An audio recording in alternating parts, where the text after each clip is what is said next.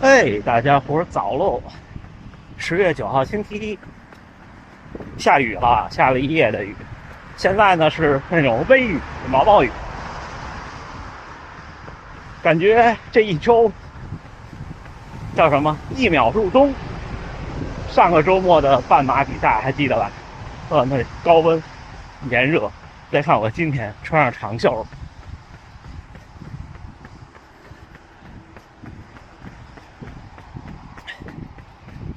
我看这个周末就是下一个周日啊，东京的气温最高也就20多度。9点50起跑，为了给之前的 MGC， 就是他们早1个小时，他们8点多起跑，然后半程这个就是那种就牺牲起跑时间，它是一个附加赛是那种形式，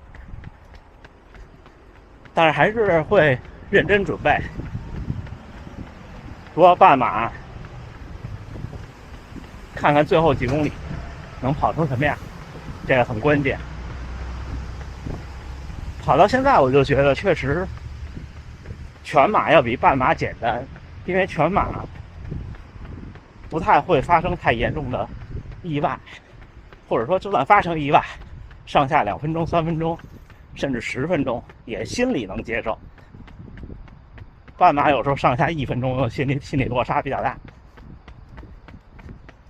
1分钟就是2秒、3秒的配速，甚至可能就是一个水站，你耽误7秒就完蛋。还是放平心态。今天聊什么？估计小伙伴们都能猜到。昨天晚上，北京时间和日本时间都是晚上。我先说啊，我没看直播，因为太晚了，我就睡了。激动人心的一场比赛，而且我们这边认识的小伙伴也在各自的比赛上取得了不错的成绩。所以有时候我就想说，其实昨天这个比赛，无论是专业运动员还是我认识的人，给了我2种不同的感觉，一种是年轻真好，一种是我还没老。今天主要的话题并不是就是去复述昨天的比赛，而是说跟大家分享，主要是我记录一下，我要自己将来看，就是我对自己从今年的开始吧，就是说今年1月1号开始，因为差不多那个时间点我刚刚生命康复，到现在我的一些训练上和心理上的一些变化，要给自己纠偏一下，或者给自己梳理一下。天还没亮，一会儿咱们聊啊，加油干！今天不在这儿折返，我们跑过这个坡，慢一点。第一次慢跑过这个坡，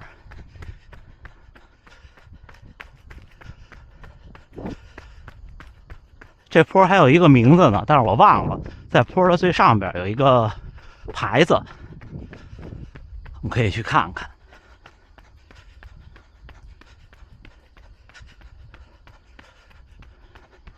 这种坡慢跑的时候啊，是能找到一点感觉的，其实就是减少触地时间，更多的倾向于抬腿，但是想快的时候没戏。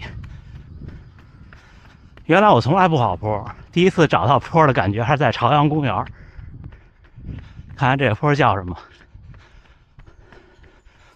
叫雁木板，板就是坡啊，就是雁木坡。看这边内城的护城河，到这儿好像就停了，可能是水位不够高。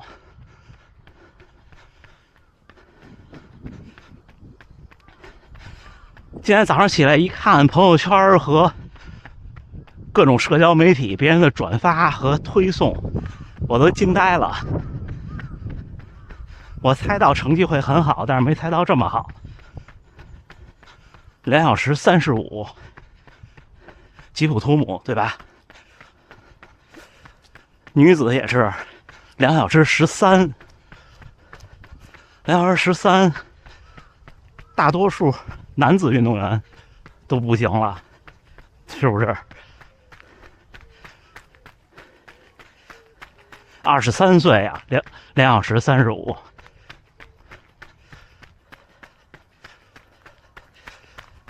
然后跟大家汇报一下老哥昨天的新泻马拉松，2小时55，平均配速4分07。本田先生的芝加哥马拉松2小时41，怎么样？本田先生比我大整整10岁，而且之前乌龙了啊，那时候因为沟通不顺畅，有时候会理解错。本田先生也没有跑进240，他的最好成绩好像是241左右。他说昨天他比他的最好成绩慢了半分钟，差不多就是241。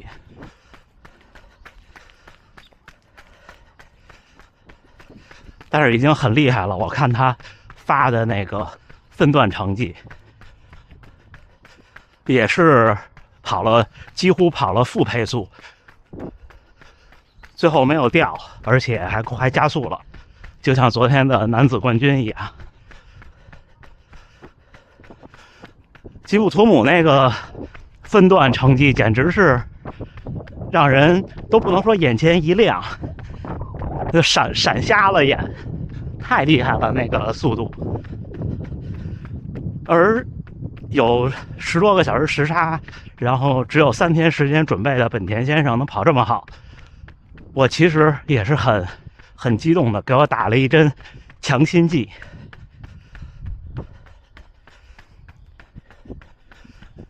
今天这一部主要是说给我自己听，大家伙呢也可以跟着分享一下。我是从去年的8月，那时候得知公司的一些安排，有来这边的计划，就要处理各种的事情。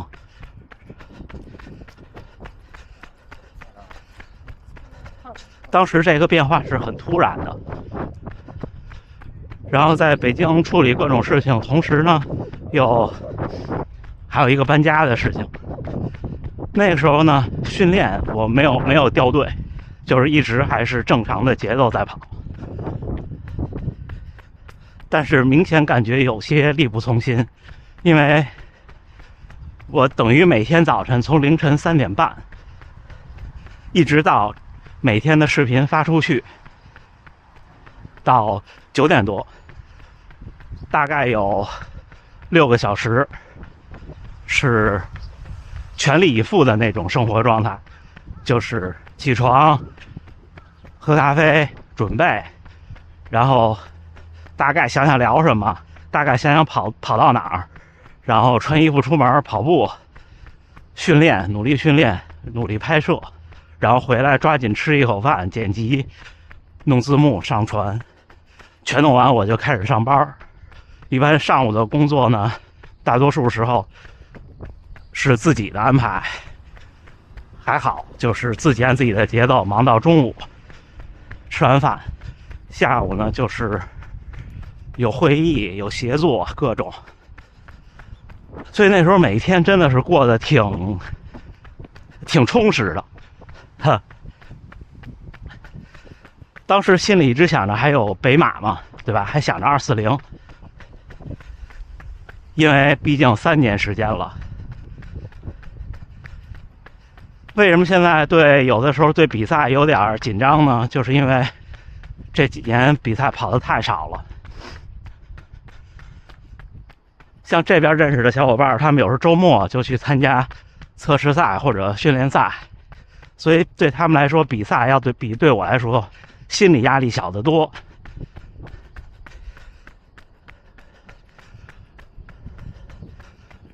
之后紧接着去年10月底搬家，然后并且那时候呢各种手续处理进入到了最后关键的时候，还有要协作这边的事儿了已经开始。然后紧接着就是北马，那时候我为什么一直说我可能不太行呢？就是因为那时候状态真的特别差。当然那时候我谁都不说，我觉得别让大家伙担心，家里人我也不说，我觉得还行。北马之后就经历了一系列的变化变故。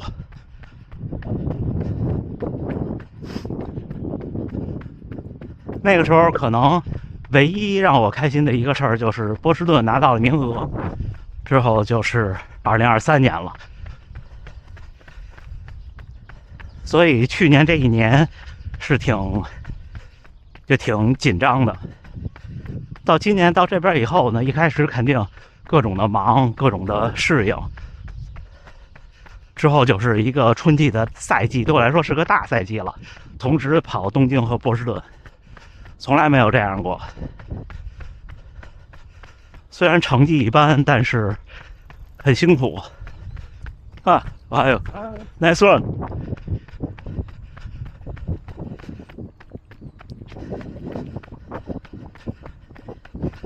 所以其实我真正恢复到一个训练节奏，就是从今年夏天开始和跑团的小伙伴一起做强度课，同时呢，也是我尝试改变训练节奏的一个夏天，看到一些效果，但是它并不能解决对比赛的一些焦虑和紧张。我对比赛其实也是很焦虑的，就是不管您跑到什么程度，面对比赛，您说我一点都不紧张不焦虑是不可能的。每个人有每个人焦虑的点不一样，对吧？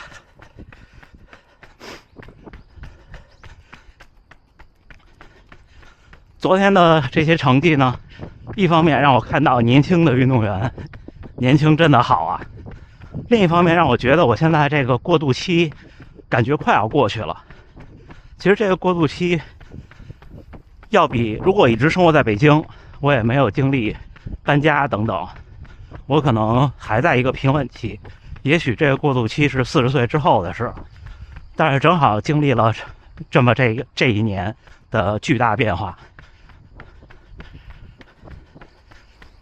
它可能潜移默化的让你觉得生命进入了下一个阶段。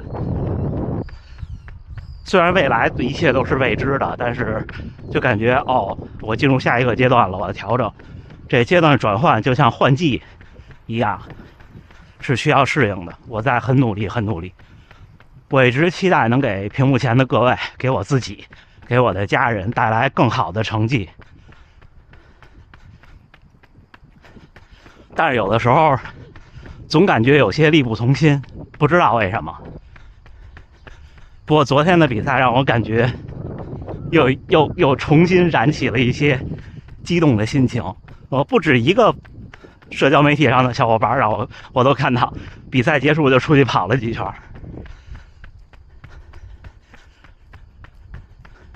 一位在美国见的朋友，咱们频道的观众，参加了芝加哥马拉松，也有我一样的体验，就是跑到一半的时候，路边人都在喊世界纪录了，多少成绩，我就想起来那年的柏林，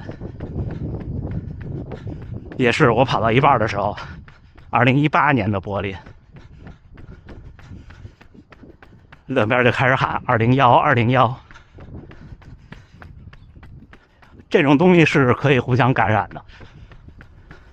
我其实不觉得就我这种自媒体能够给大家带来什么真正意义上的知识，因为我也不知道。我觉得就是我们互相感染。一方面呢，不瞒大家说，有屏幕前的这么多小伙伴，这么多位观众，对我呢是种激励和鞭策，让我能够更努力的生活，更努力训练，更努力去拍摄。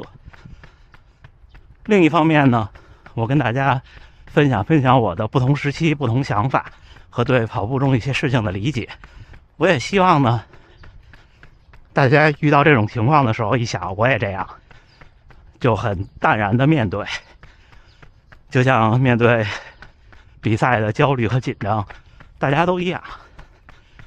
您到时候紧张的时候，您不用担心说是我因为练得不好，或者我因为什么我紧张，我再努力一些就不紧张了。其实不是的，不紧张的比赛只有不想好好跑的比赛。今年的东京，我那么就是觉得无所谓，我还紧张吗？对吧？上周末那个长居公园，那就本地一个训练赛，我还紧张呢。这个没办法。但是2小时35，2小时35秒，太厉害了。也就是说，我觉得他的运动生命里肯定可以打开2个小时，我觉得。而且纵观目前的现在现役的运动员们，可能目前来看没有第2个人有机会，也可能还没发现。女子什么时候能够跑进2小时10就不知道了，但是说实话有难度，所有竞技项目都是，就男女有别，差距还是比较大的，所以很多时候我老觉得女性跑者真的是了不起。运动这事儿就是这么残酷，文无第一，武无第二嘛，对吧？那天看 Nike 的公告，吉普乔格要去朝阳公园了，感觉有点梦幻啊。那年他来北京，我还参加了见面会。我可能是为数不多作为普通个体就是被选上去的，因为大多数我看都是一个小组织、小团队或者跑团，因为毕竟好管理嘛。在鼓楼往西四那边某一个那种历史的大院里，我之前还发过视频呢，但是是回忆性质的视频。不过这种也不用，我也没有说觉得这么快记录就被打破会怎么样啊。我觉得运动员都是希望自己热爱的运动会越来越好的，是吧？所以我们再次恭喜一下老哥和本田先生。老哥昨天，反正我没有想到，因为他可能自己的计划也是3个小时，因为毕竟天气还没有完全凉爽下来，也没有认真的准备。2小时55，那他今年神户给自己定的 PB 的目标就肯定没问题。我也期待等本田先生回来跟他聊聊这一场比赛。最后说一说这个赛道并不是说柏林就是最好的，我一直不这么认为，它就是一个人们的长期的一个观点，包括对自己训练对自己的状态也一样。很多人就是突破不了一个思维。其实芝加哥还行，挺平的，也没有太多的这种 U 型弯，就最后冲刺的时候有个坡，还有就是后半程比较晒。只不过最早的世界纪录和后来的世界纪录都在柏林，当然柏林不是说不好，也挺好的，但是平心而论，对普通参赛者芝加哥要好一些，因为起跑就比较宽。但是那时候像芝加哥这种不如柏林，是因为都是 GPS 的噩梦，一启动就是下一个特长的地下通道，一出来第1公里 GPS 就是错的，之后就是高楼林立，也仅此而已。行吧，我还没看所有的精彩镜头画面，我都没看，我一会儿回家看。加油干，加油干！而且这周降跑量，准备周末的比赛。10月9号星期一清晨7点12，训练结束。今天虽然是第1个训练日，但是只跑了18公里，平均配速5分11，1小时33分钟，最大心率148，平均心率135，有那么一段稍微冲了几步，平均功率192。今天刚关机碰到了一位从高雄来的咱们频道的观众啊，聊了一路，35岁，刚开始跑步1年，全程马拉松在今年的东京跑了3小时06，了不起的成绩。我看小伙的这体态跟状态显得特别好，肯定是有一些基础或者有些天赋。说从7月份开始把跑量加到了300公里一个月。下一场的目标比赛是今年12月的台北马拉松，祝他能够破3。之后就是一直跟大家聊昨天这场比赛对我的一些启发。这一期我会把它认真的留下来，等明年再回过头来看一看。这种马拉松这种事情，就是一开始是兴奋，之后呢是艰苦，到之后呢是平淡。现在应该是到了平淡期，对我来说8年9年，明年第10年，我基本上前3年都是那种很兴奋的。参赛其实也很兴奋，因为那时候对我来说完赛，然后成绩不太差，我就特别开心。中间的几年呢，一直在焦虑或者是艰难艰辛的训练中度过。这2年又慢慢回归平静。但愿这个周期的转变可以让我能够跑得更好。等有机会我也会和本田先生沟通一下，因为他其实跑龄更长，跟他沟通一下，他在我这个年纪的时候，在这个状态下当时是什么状态，是会之后会又有一个小突破吗？还是说又找到了一些不一样的心态和感觉？这个就是怎么说呢，听一听过来人的经历经验，对吧？我也是希望能把我更多的经历和分享给大家，包括外出参赛遇到的一些奇奇怪怪的没想到的问题等等。那么这周末就要去东京了，虽然说不远也不近，又得折腾2天。然后这周从周3开始我会比较忙，这周的训练应该就是今天轻松跑，明天会强度会更低。然后周3是合练的课，这次不能像上次那么拼了，因为上次毕竟周末只是一个小比赛，这次要去另一个城市了，所以周3的训练课呢，我还不知道课表，到时候看怎么安排，肯定还是会练。像一般老哥的经验，像他昨天有全马的比赛，对吧？他上周3的强度课呢，他就只跑一半，然后我看看我怎么安排，好吗？那就这么着，今天跟大家闲聊几句，我回家看录像，看比赛的录像。加油干，加油干！还是祝大家能努力生活，健康平安，我们一起迎接赛季，咱明儿见。